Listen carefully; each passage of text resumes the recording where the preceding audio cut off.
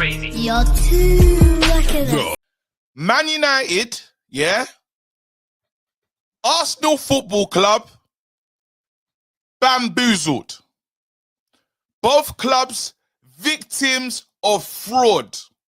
Now, you lot will say, how am I able to identify that?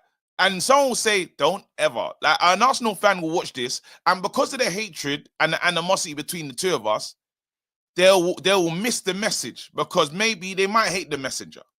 They might hate the messenger, or they might misconstrued what's going on.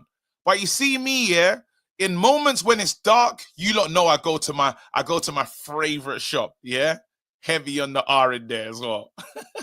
I go to my favorite shop, Tesco, to do my greatest thinking. When I'm in them aisles, usually I've been doing this delivery service. I recently joined the delivering the food, but I said, no. I need to think and understand what's going on. Yeah? So hear me out. This is gonna take some time, but I got you. Let me start with Arsenal, so they understand what's going on. As a reputable hater, I'm always looking at Arsenal because there's a little part of me that says I can't let these guys get it right, because I hate them. Yeah? And I just need, like, seeing Arsenal fans happy will annoy me. I'll be honest. You lot understand. I'm a big hater. So anyway, I remember Turkish being outside the stadium. Yeah? It was after a defeat. It could have been to us or something. It was a defeat. And you remember the biscuits ran? You remember all the stuff and he's talking about there's murals for shit players and this, that, and the other. It was a bad day. Don't know what game it was, but it was it was against us. I think it was us. Was it us, FA Cup? You lot, help me out in the chat. Was it us, FA Cup? Who was it? It was us, I swear. I swear it was us. Give me a little thumbs up so I know that it was us. There was the day when he lost it. Brilliant. Newcastle was before us. Yeah? Brilliant. Thank you very much. Now I'm back in the room. Yeah? He lost his mind. Yeah? And all the Arsenal fans were in 100% agreement. And you know why? Because sometimes winning is good. But sometimes with these wins, yeah, things get dangerous. With these wins, so this is exactly what happened. With these wins, things get dangerous, really dangerous. I'm going to try and do the Arsenal's fixtures so I can make sure I'm not chatting shit. Arsenal's fixtures. Let's go back. So I'm really deep in the story. All right, cool. More matches. Let's go back. Boom. Newcastle. Yes. Here it is. Perfect. This is it. Yeah. So 1-1 against Brighton, and then there was the EFL EFL Cup thing. Yeah. And Arsenal fans lost it outside the stadium. And I was getting excited because I said, if they lose to us, yeah, they're over the edge and their heads will be gone. Yeah. Which we saw. We saw that. And everyone was saying they need to get some signings. We have the worst window, rare, this, that, and the other. Wicked. Yeah. Played us. And then guess what, though? Again, in typical, I don't know if it just works out for the board this way, but the next game, Spurs. Spurs ain't ever going to beat Arsenal at the Emirates. It's just not happening. But then they saw things, and I remember in the calling show, I said, hey, listen, you don't got to be careful, you know, because you see this good feeling, yeah? Like when you see a youngster score, youngster tax is crazy. Or youngsters just moving mad and fighting and waving and, you know, like all that energy, yeah, it can ruin stuff. It can ruin stuff. But again, you won the game, brilliant. You move on. Again, you had that performance against Aston Villa, the draw. Watkins, someone that you should have been going for, but cool. That happened. Then you mash up Dynamo Zagreb, yeah? Then you had that game against Wolves, Girona, 5-1 against Man City. And guess what? Arsenal fans forgot what they was angry about. They forgot. But then the reminders. You see right now, it's beautiful. It's sit down, be humble. It's songs. Everyone's enjoying themselves. And remember, couple losses away from cussing the summer. And that's what I'm saying. The good form took your eyes off the prize. Now, at least you lot are really involved in something. So, cool. But don't forget that, because the Turkish video, it went. It went. Why? Because it was true that you lot are in a title race, and then you went for Ollie Watkins, knowing you can't get Ollie Watkins, just to say, we tried. I'm shocked even the fact Tell didn't go there or wherever. Like, I'm surprised. Again, you said you needed pieces, but hey, youngsters, innit? You lot's got the best academy in the world, apparently. Yeah? So everything's fine. Even though you're fighting, you're looking at what Aston Villa did. That's why I got the players there. You got Watkins and Rashford there. They are together. Asensio, they bought in. They've given themselves more. They've given themselves a stronger chance to compete. And they made money in this window. Great window. So that's Arsenal. Again, as soon as you lose, you lot will remember this moment. And everyone will start cussing. And I hate to say I told you so, but I know it's like when you get gassed and you start singing songs like Ollie at the Wheel. Yeah? Just as a Man United fan, I've seen it before, so I'm saying, hey, you lot are actually in a title race. And I believe if I was an Arsenal fan, I would have said we need to strengthen. But hey, again, not really my issue. I'm glad that he didn't. Well, I'm not, because I kind of wanted someone to stop Liverpool, but it is what it is. I can never believe in Arsenal. It's a waste of my time. Yeah? Let's move to Man United. Man United, the strongest victims of fraud we've seen. The biggest victims. When it comes to being defrauded, Man United 419 specialists. Man United have been it's a disgrace. And we're victims in so many areas. We're victims in outgoings and incomings. Yeah? That's who we are. We are the original victims, bro. Now, we were told, yeah?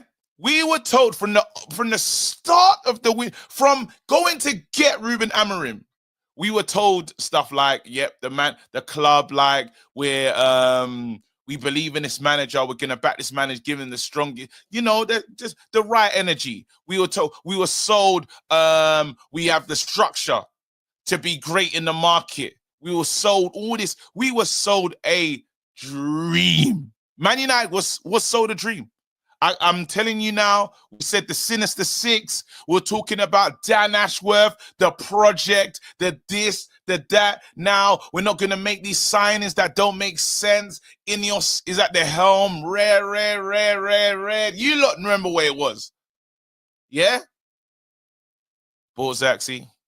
This is, again, we bought these, not just saying, I'm not blaming Zaxi now. We bought Zaxi, Ugarte, Mazraoui, De Ligt. I believe that's everybody. Yeah? That's our players. Yeah?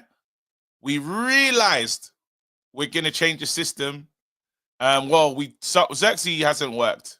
Just simple as that. As it's that. And Euro. Yeah? That's what we went out to do. Brother, let's be real right now. The player that has truly worked, Ugarte. Because the system's changed, but he's good in the system. Remember we said we're buying players. De Ligt's a good player. I think De Ligt's been okay. Mazraoui, these guys have to be able to work in any system, because we said best in class, no matter who's at the top, especially now, we don't have a manager. We have a head coach, as in we've set a philosophy and the person that comes in will play in. This is going to be the Man United philosophy for the rest of time. That, as a statement, waffle. Total waffle. Because guess what? What's the philosophy? 3 at the back. And attacking wing backs. They already said, what they said they're not going to do, they're already doing again. Again, you say sporting director, so no matter who's at the helm, this doesn't happen. Guess what? We're doing the exact same thing. His name is different. He's in control. And I'm fine with it, but you lied. You've lied. Because if this doesn't work under Amorim, they have to go for another manager I'm not saying we want Amrin to get sacked. If this doesn't work under Amrin, the next manager has to play 3 at the back. You set your team up. This is the Man United philosophy for this going forward. Unless you, man, weren't serious and didn't mean it. Because you're getting rid of players. You got rid of, like, we were trying to offload wingers. This market, if a good offer came in, Garnacho's gone. Rashford's gone, Anthony's gone. Don't really care. But we're basically saying that is not the Man United style of play anymore. Our new style of play is Amorim tactics, and any manager that comes in, this is because we're built for this system. Like Liverpool are built, that kind of Klopp is kind of hybrid and change, but the system is different. I hope you lot are still with me right now. So already, we've told ourselves so many lies. Mazraoui, we need to find him in the space in a new system because he doesn't have a home yet. When he was a left back or right back, he was fine and he was actually thriving. In this system, getting forward, he does not work. Facts. Doesn't work. Yeah? We move into, hold on, what other position? So then we go into them. We knew that Rashford's had issues with the manager, and the manager's been cussing. As soon as the manager said, I will rather play the 60-something-year-old man, but I do need a player. I need pace. I need that. And we didn't bring it in. He's been telling you that guy is an op. He's been telling you, I don't rate this guy. Like, and you're telling me, yeah? And all the arguments, you saw it. Man United will do business. The only way they can do business is if they get rid of Garnacho or Rashford. That was the leaked media message. All of a sudden yesterday, Man United are very confident about the situation and they don't expect business. Are you telling me the truth? What? What are you comfortable about? You got Kobe Mainoo in the 9. You've got our strikers have scored. Wait, Xerxes scored 3 Premier League goals. I don't know how many Erasmus has scored.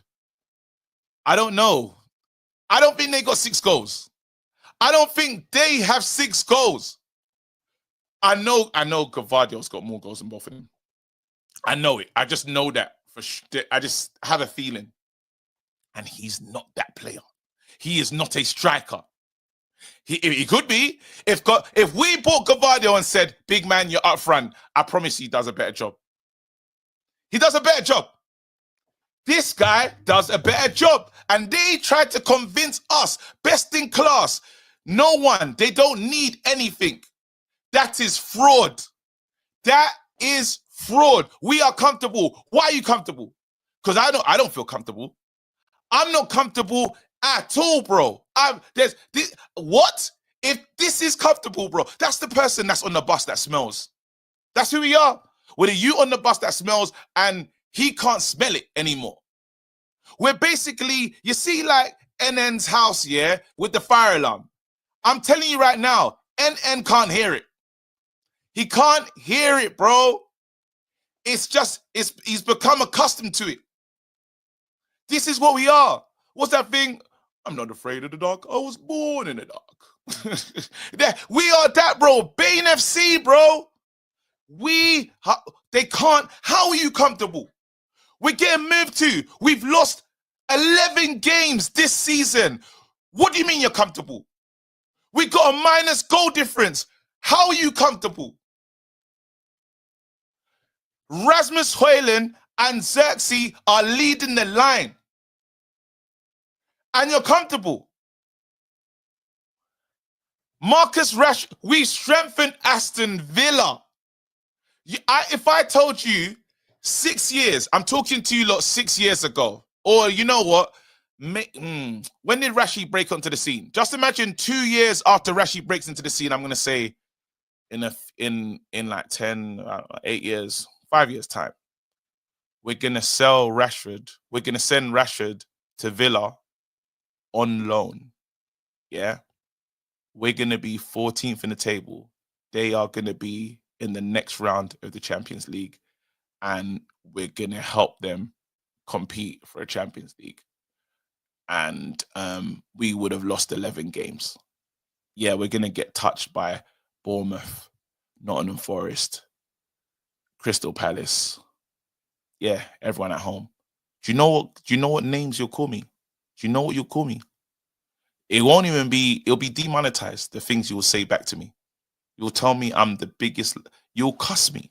But guess what? Because we're not looking at the situation, we just said, yeah, this is it. It's okay. I got Man United fans telling me, hey, nah, it's okay. We didn't break out 5 million because we need to right the wrongs. We need to steady the ship. We need to go in the right direction. Brother, if we get an injury, we are cooked. Who's playing if Ahmad goes down? Tell me. Who is playing if Garnacho? You don't even, some of you lot don't rate Garnaches. Who's playing? Who's playing if we lose Bruno? And we're 13th. I'm not saying 13th, 14th. I'm not saying we're doing well. I'm saying, hey guys, what are we going to do? But the board is comfortable. 5 men up. What? And then after, everyone feels a way about starting the kids. Everyone feels a way about starting the kids. This is madness. Fraud.